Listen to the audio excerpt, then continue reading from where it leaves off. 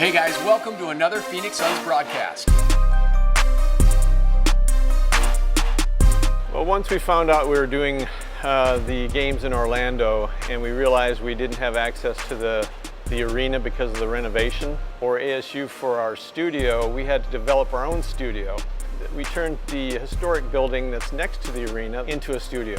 And I basically call that our Frankenstein operation because it really is very quirky and odd. Oh, brother! And in this building, we set up kind of a small makeshift studio for the pre and halftime postgame show with Tom Leander and Tom Chambers. TC finally found a fan. Get it? We put together a small room and turned it into an announce booth for Kevin Ray and Eddie Johnson. So as we take a look at our starting lineups for tonight's matchup. And we also have an area for our radio. Al McCoy and Tim Kempton calling the game on. Cam Johnson for three. Shazam! Well, Cam Johnson knocking down another trio. The Suns have done a great job in setting K-Ray and I up in our little private room with our TV, big screen. We sitting there like we at home. You know, all I need is some nachos now. Book finds Cam Johnson, sets up corner three and loads it up. Yes, we can see the game, as EJ said, you know, just like the viewers at home on the screen. But when we're doing a game, there's so many other things that as broadcasters, you're observing. You know, you're able to look down on the bench, see what's being communicated during the timeout. Just so many of the little things that you, in many ways, take for granted until it's not there in front of you. Finding a place for the TV truck was very challenging. With this kind of heat and humidity, the air conditioning units on the TV truck would have a tough time keeping the truck cool. We found a little tiny nook right on the inside entrance of the south side of the arena so it could be in the shade, but unfortunately it was a 90-degree turn and that was a 53-foot semi. And I have to give props to the TV truck driver. He backed that in. It took him a little over an hour to go about 40 feet. Another challenge we had was because of the virus, we couldn't have our full crew in the TV truck. It's just too many people in a small area. So we had to rent a mobile mini unit, which parked next to the truck, thus becoming another sub-TV truck.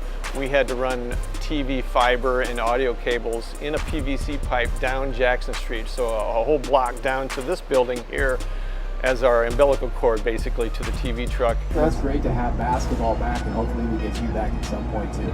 Thanks, Kelly. Thank you guys. All right, time and television. Involved the pontoon music, open the headset. The day starts probably 7 hours or so before tip time. There's a lot of checking and checking again and just really making doubly sure that we're getting all the audio and video feeds that we need to be able to carry out the broadcast. Do you want to see his call? Right now we're taking essentially one feed from Orlando that includes camera cuts, replays, pretty much everything except graphics. And then we have one single camera that I'm in contact with on my headset. And that's the only camera I have that I can ask for a particular shot. Go to 8 and 22. There you go. Push in on 22. Let's do Carl's Jr. star, Cam Johnson, okay? Cam Johnson, first career double-double, 19 and 12, our Carl Jr. star. One of my most important roles is to communicate with the announcer, to tell them what they're going to see next. Michael, do you see anything? I think that's off Cam Johnson. Show A after they're clear there? No, they called Suns ball, right? They called Suns ball. Oh, he did. See, I didn't see that. I work very closely with Bob Adlock, the director, and so during the game, I'll determine when we're going to take a commercial break, when we're coming back. It's just me on that front bench with our technical director.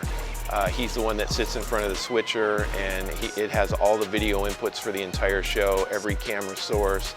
He spoke about this idea he had to build a special air filtration system and put it in the truck while we were working. An idea I had come up with was to be able to do sterilization of the air using UVC light. Len's one of the smartest people I've ever met.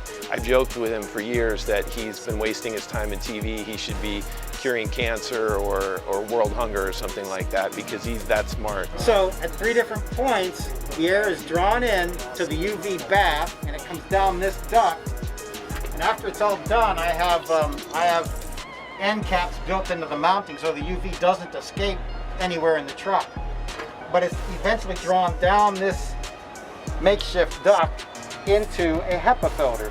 and this both draws the air and further filters what comes through. Every hour, it completely refilters the air within the truck, which is important in these times. They're going for the win. Quick inbound. Tim Hardaway Jr. going for the win.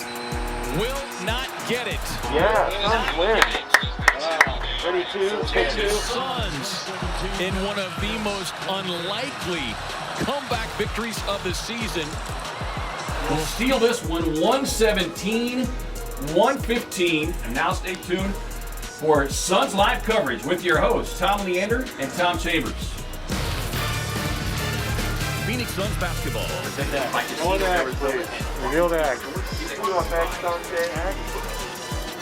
Open the go, Suns would build a 9-point lead. They hang on to win it 117-115 over the Dallas Mavericks in the bubble. Let's go to Orlando right now, joined by Cam Johnson. It was fun, just, battling back. We're down. Take double box clean. Yeah, that's it.